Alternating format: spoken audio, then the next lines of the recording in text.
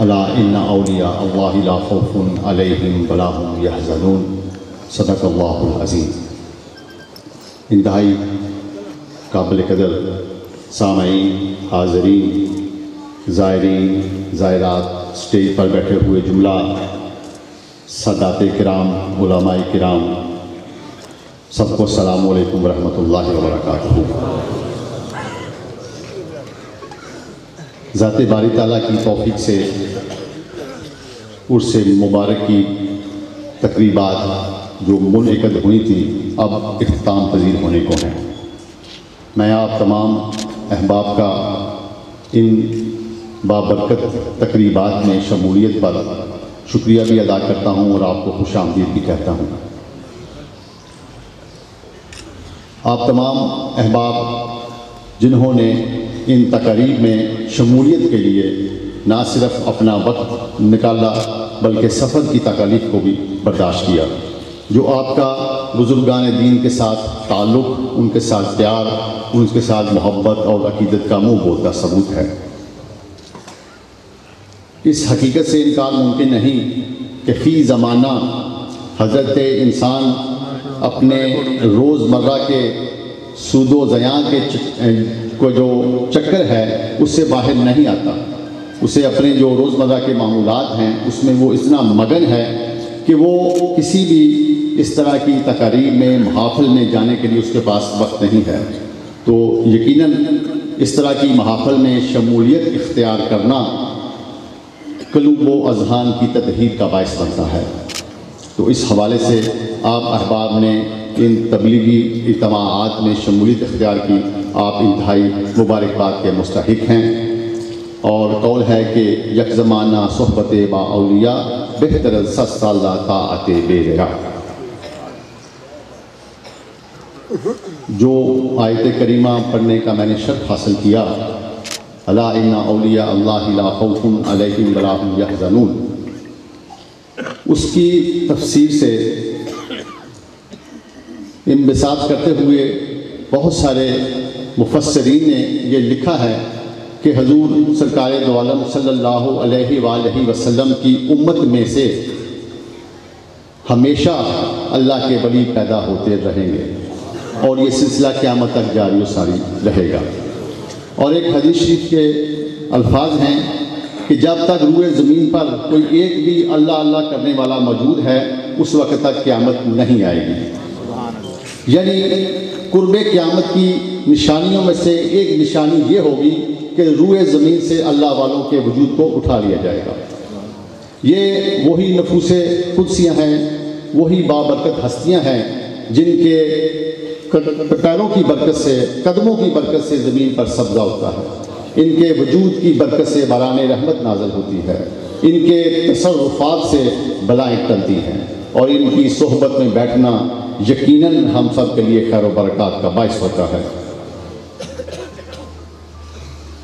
ان تمام ہستیوں نے، بزرگان دین نے، صحابہ کرام کے نقش قدم پر چلتے ہوئے حضور سرکار دو عالم صلی اللہ علیہ وآلہ وسلم کی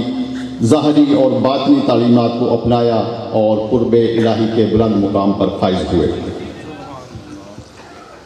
اور اسی طرح حدیث شریف کے الفاظ ہیں کہ ذکر الانبیاء عبادہ و ذکر الصالحین کفار، یعنی انبیاء علیہ السلام کا ذکر عبادت ہے اور اولیاء کرام کا ذکر جو ہے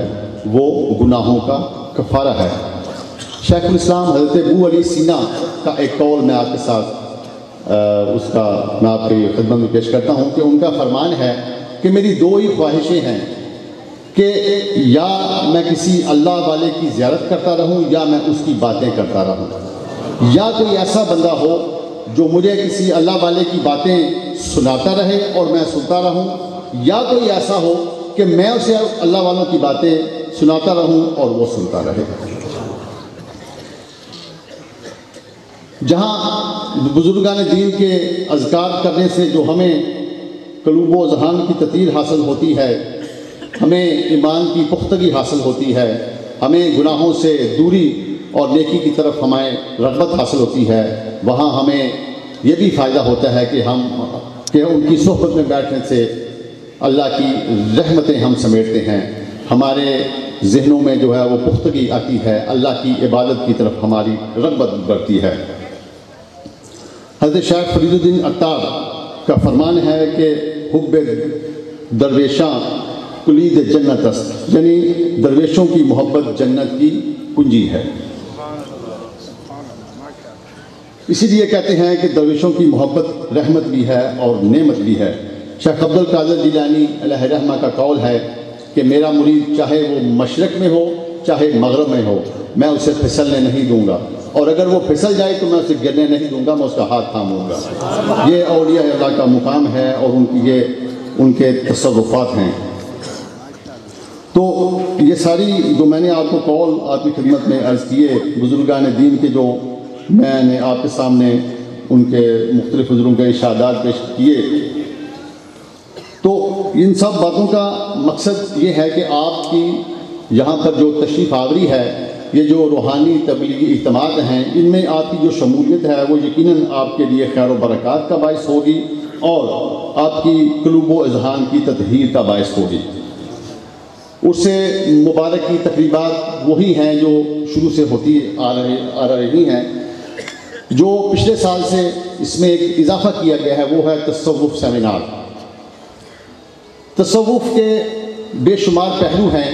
بے شمار اس کے موضوعات ہیں، بہت لمبی چوڑی بحث اس کے بارے میں ہوتی آ رہی ہے اور قیامت تک ہوتی رہے گی۔ میں صرف ایک بات آپ کے ساتھ شیئر کرنا چاہتا ہوں کہ حضرت داتا گنج بخش علی حجویری علیہ رحمہ، آپ اپنی کتاب کشف الاسرار میں یہ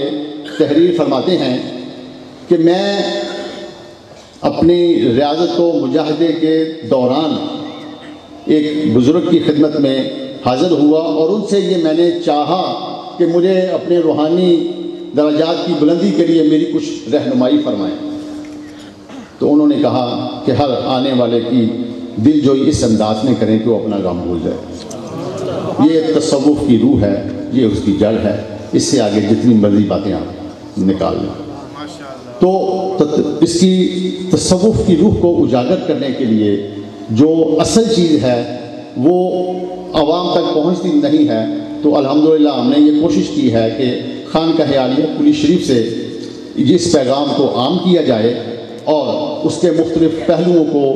جو ہے وہ اس کی تشریح کی جائے، اس کو تفصیل کے ساتھ بیان کیا جائے۔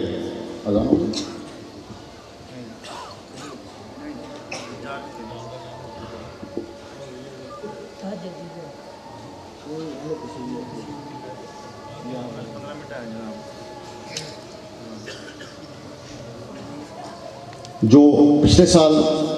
سیمینار میں مقالہ جات پڑھے گئے تھے، الحمدللہ وہ کتابی شکل میں شائع ہو چکے، جو آپ تمام احباب آپ کے علم میں ہے۔ آپ نے اگر کسی نے لیے ہیں تو فابہہ، نہیں لیے تو وہ آپ سب کے پاس ہونے چاہیے۔ اور دیگر جو خانقاہ عالیہ کلی شریف پر جاری شدہ منصوبہ جات ہیں، جو کام یہاں پر جاری ہیں، آپ تمام احباب ان سے بخوبی واقف ہیں، بخوبی آگاہ ہیں۔ ابھی آپ نے اس سے مبارک کی تقریب میں دیکھا کہ الحمدللہ 6 طلباء ان کو دستار فضیلت عطا کی گئی جنہوں نے حفظ قرآن کی سعادت حاصل کی۔ الحمدللہ یہ جامعہ شمسیہ غوثیہ قبلہ بابا جی پیر حسن شاہ صاحب علیہ رحمہ کے ہاتھ کا لگایا ہوا پودا ہے، اور یہاں سے فارغ و تحصیل طلباء ملک طول و عرض میں دین کی تبلیغ کرنے میں، دین کی خدمت کرنے میں مصروف عمل ہیں۔ تو یہ میں سمجھتا ہوں کہ جو خانقاہ عالیہ سے ہونے والے جتنے بھی کام ہیں ان سے سب سے بہتر اور افضل کام یہی ہے، جو انشاءاللہ تعالیٰ بڑی آسن انداز میں آگے جو جملہ اساتذہ کرام ہیں ان کی نگرانی میں جاری و ساری ہے، یہ بھی مبارکباد کے مستحق ہیں۔ انہوں نے بھی بہت محنت کی ہے طلباء کے کہ ان کو اپنی تعلیم مکمل کرنے میں ان کی جو شبانہ روز محنت ہے وہ بھی شامل ہے۔ تو یہ میں اس موقع کو پر ان کو بھی میں مبارکباد پیش کرتا ہوں، اور ان حفاظ کرام کو بھی مبارکباد جنہوں نے حفظ قرآن کی دولت کو اپنے سینوں میں سمویا۔ اور اس کے ساتھ فری ڈسپینسری کا جو کام شروع کیا گیا تھا، نہ صرف ناروال بلکہ دور دراز سے بھی لوگ یہاں پر آتے ہیں اور ان کو فری دوائی دی جاتی ہے۔ دیگر منصوبہ جات جو ہیں، ایک اور پروگرام شروع کیا تھا دروس قرآن کا، الحمدللہ آسان انداز میں جاری و ساری ہے، تاہم میرے نزدیک اس کو وسعت دینے کی ضرورت ہے۔ یہ فی الوقت سالانہ ہے، رمضان شریف کے بابرکت مہینے میں اس کا انعقاد کیا جاتا ہے۔ میں سمجھتا ہوں کہ اس کو سہ ماہی ہونا چاہیے، اور اس کے ساتھ ساتھ جو خانقاہ عالیہ کے اذکار ہیں وہ بھی آپ تمام احباب کو اس کا بھی باقاعدہ انعقاد کرنا چاہیے۔ اگر آپ اس کو جو بھی پیر بھائی ہیں سب کو، جیسے میں نے پہلے بھی عرض کی تھی کہ سب کو وہ اذکار ازبر ہونے چاہیے، جو ابھی انشاءاللہ تعالیٰ وہ پڑھے جائیں گے، اس کا بھی انعقاد کرنا بہت ضروری ہے۔ تو آخر میں ان تمام پیر بھائیوں کا، تنظیمات کا، جنہوں نے عرس مبارک کی تقریب کے دوران مختلف شعبوں میں انہوں نے اپنی خدمات سر انجام دیں، انہوں نے آپ کی خدمت کے لیے جو شعبے ان کو دیے گئے تھے انہوں نے سنبھالے، میں ان سب کا شکریہ بھی ادا کرتا ہوں، اور ان کے لیے دعا گو ہوں کہ اللہ تعالیٰ صاحب عرس کے فیوز و برکات سے انہیں بہرہ بر فرمائے، ان کے گھروں کو شاد اور آباد رکھے، اور آپ تمام آنے والے پیر بھائی جو ہیں ان کو بخیر و خیر اپنے گھروں تک پہنچنے تک اللہ تعالیٰ آپ کو اپنی حفظ و امان عطا فرمائے۔ اور وطن عزیز کے لیے بھی ہم دعا گو ہیں کہ اللہ تعالیٰ اسے ہر ابتلا سے، ہر آفات سے، بلیات سے محفوظ فرمائے، بالخصوص ہمارے جو کشمیر کے بھائی ہیں ان کو آزادی کی نعمت سے مالا مال فرمائے۔ ان دعائیہ اشعار کے ساتھ اجازت چاہوں گا کہ دلوں کو مرکز مہر و وفا کر، حریم کبریا سے آشنا کر، جنہیں نانے جمی بخشی ہے تو نے، انہیں بازوئے حیدر بھی عطا کر، اور پورے کل سے جو کھڑا ہوں تو یہ تیرا ہے کرم، مجھ کو جھکنے نہیں دیتا ہے سہارا تیرا۔ آخر دعوانا الحمدللہ رب العالمین۔